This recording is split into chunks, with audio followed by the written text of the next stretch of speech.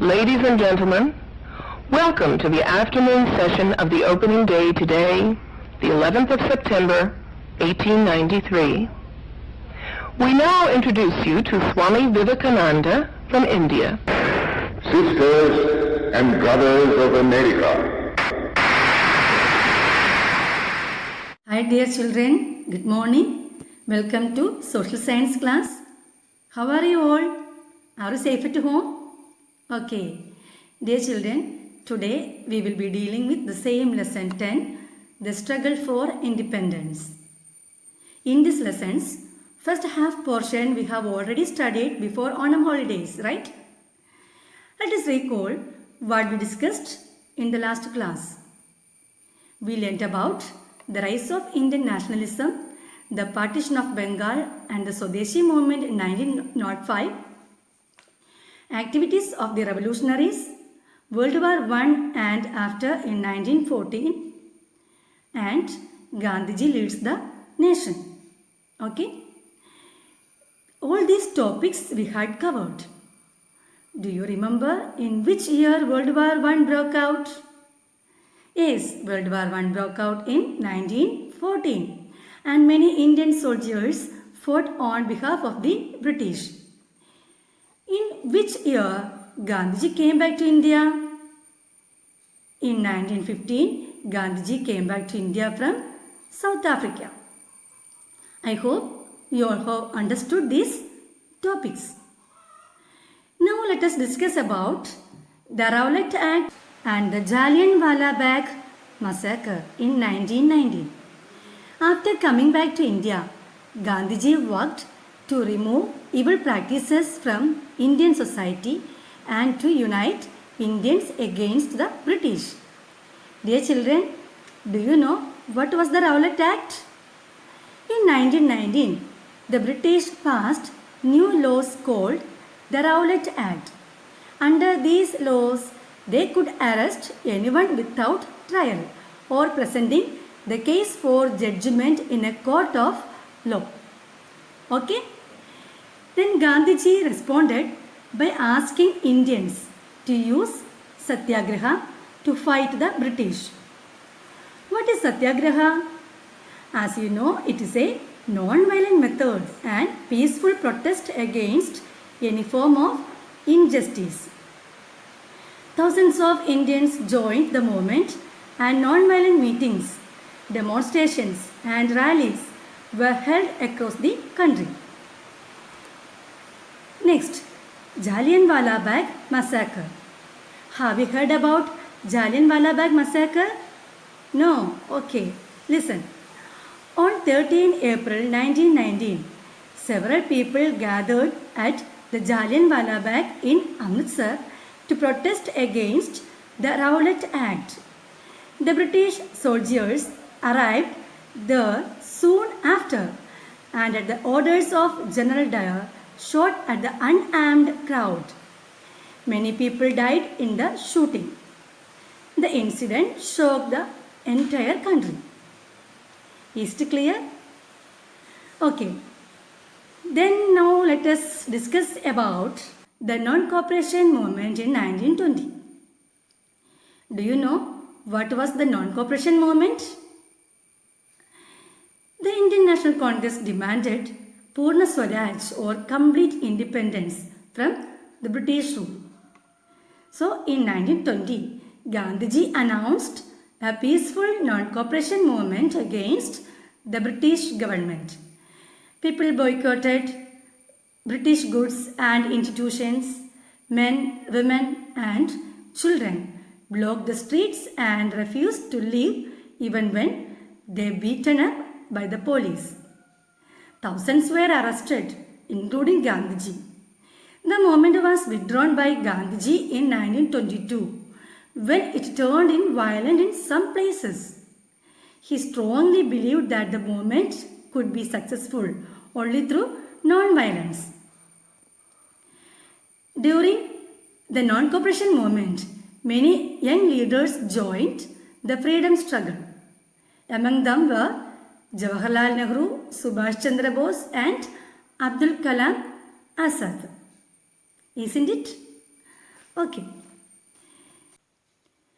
Next, we can move on with another topic, the civil disobedience movement in 1930. Dear children, have you heard about the civil disobedience movement? No, it's no problem. Let us discuss. In 1930, the British passed the Salt Law that banned Indians from making salt. The unjust salt law passed by the British, where the people had to pay very high tax on salt. This made Gandhiji to launch the civil disobedience movement. This again brought Indians together to fight against the British. Then how did it start? Gandhiji began this movement with the Dundee March. It spread to all parts of India. Schools, colleges, offices and factories were boycotted. People stopped paying taxes. Foreign clothes and goods were burnt. The British responded by lathi charging the protesters and putting them in jail. But the people continued their peaceful protest. This peaceful struggle for independence grabbed the world's attention. Is it clear? Now we can move on with World War II and the Quit India movement. The British arrested 10,000s of people but could not crush the movement. Finally, they were forced to introduce reforms. The civil disobedience movement forced the British to pass the Government of India Act in 1935. Dear children, in which year the Government of India Act passed? Yes, the Government of India Act passed in 1935. Okay? Dear children, have you heard about the World War II? Yes. Okay. In 1939, World War II broke out. The Indian leaders declared that the Indian soldiers would help the British fight the war only if India was given freedom. The British refused. Then the Congress launched the Quit India movement in August 1942 under the leadership of Gandhiji. Gandhiji launched the Quit India movement. Why? Do you know? Because the purpose was to make the British to leave India immediately. Is it clear? Dear children, now look at this picture. In this first picture, do you know him? Who is he? Yes, he is Subhash Chandra Bose. Very good. He was lovingly called Netaji. He did not agree with Gandhiji's non-violent methods of struggle. So, he formed the Indian National Army or INA in 1942 to fight against the British. The Indian National Army formed by Netaji was defeated by the British, but it inspired the people to continue fighting against the British rule. Isn't it? Next, we can discuss about demand for Pakistan. Dear children, have you heard about Muhammad Ali Jinnah? Yes. Then who was he? He was the leader of Muslim League. In 1940, Muhammad Ali Jinnah, the leader of the Muslim League, declared that the Muslims wanted a separate country, Pakistan. Gandhiji and Nehru were against the division of India. Is it clear? Next, we can discuss about the topic India wins freedom. World War II ended in 1945. It crushed Britain's economy, unable to continue the fight against the freedom fighters. The British government finally agreed to free India. Before they left, the British divided India into two countries, India and Pakistan. And thus, after centuries of foreign rule and years of bitter struggle and suffering, India finally became independent country on 15 August 1947. When did India become independent? Yes, India became independent on 15 August 1947. Okay, is it clear?